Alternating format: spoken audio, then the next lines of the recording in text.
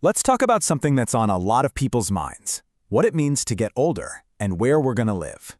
For so long, that conversation has been about one thing, facilities. But what if that's missing the point entirely? Today, we're going to explore how that whole idea is being reimagined, shifting the focus from just a building to a real community. And this right here, this is the emotional core of the whole issue. This quote from Linda Krasienko, who was a key part of creating a new kind of senior housing, just cuts right through it all. It's not just about a roof over your head. The biggest fear? It's being alone. It's that fear of isolation. So that really brings us to the central question we're wrestling with. For years, all you'd hear about was the money, the staggering cost of care. People are starting to ask, have we been so worried about the price tag that we've forgotten what's priceless? You know, that sense of connection.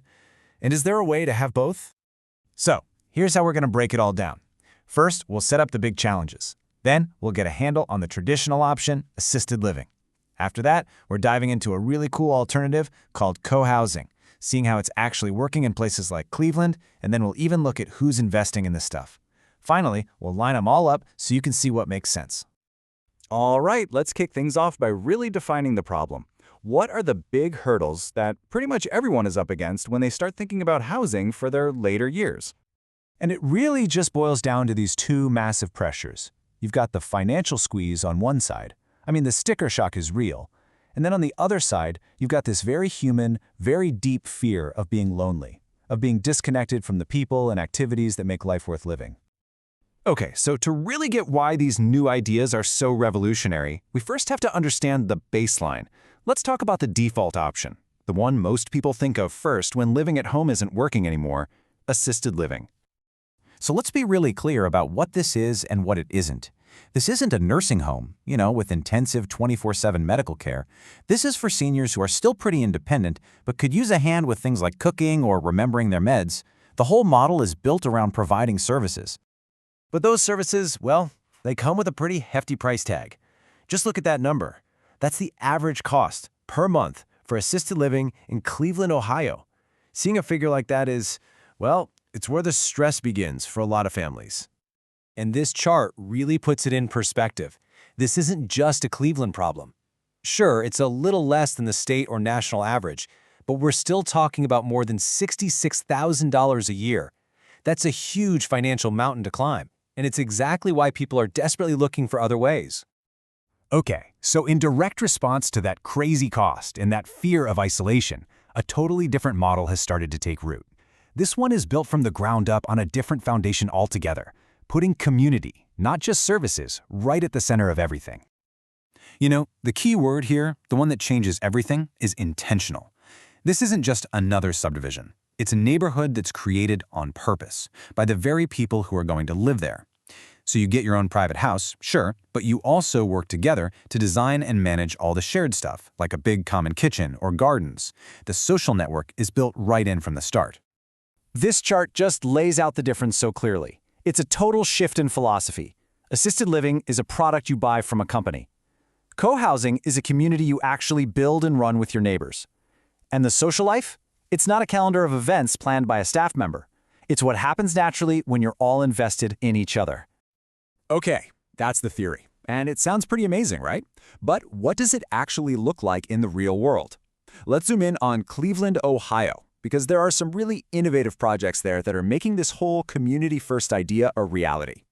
First up, let's look at this incredible community called A Place for Us. This place didn't just pop up overnight. It was the result of decades of work by local advocates who saw a need and were determined to fill it. So this community was created specifically to be a safe and welcoming space for LGBTQ+ seniors, who can often face unique challenges with isolation. And it's designed to be affordable for people with different incomes. Everything about the physical building, from the community room to the garden, is designed to encourage people to connect and hang out. Okay, now for a slightly different take on solving the same problem. This next model is also all about community and affordability, but it uses a different setup called co-living. Grace Haven is so interesting because it attacks that cost issue directly. The idea is simple.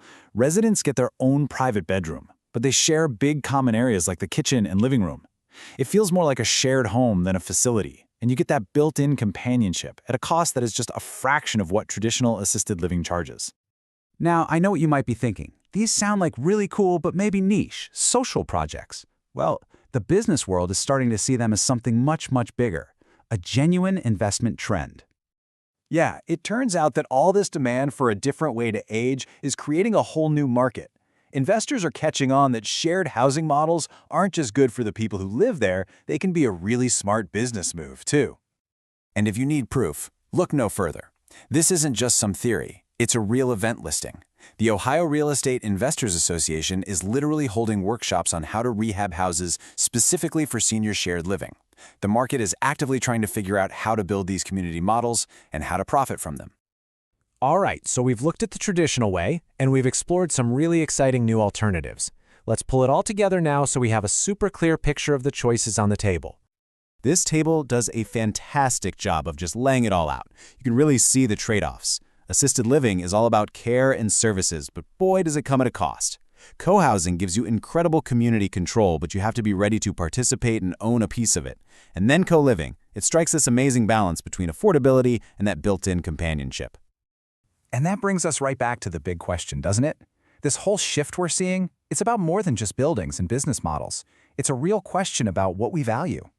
As we think about the future, for ourselves and for the people we love, the choice is becoming clearer. Are we just looking for a facility that provides a service, or are we trying to build a community to share our lives with? The answer to that is going to define aging for a long, long time.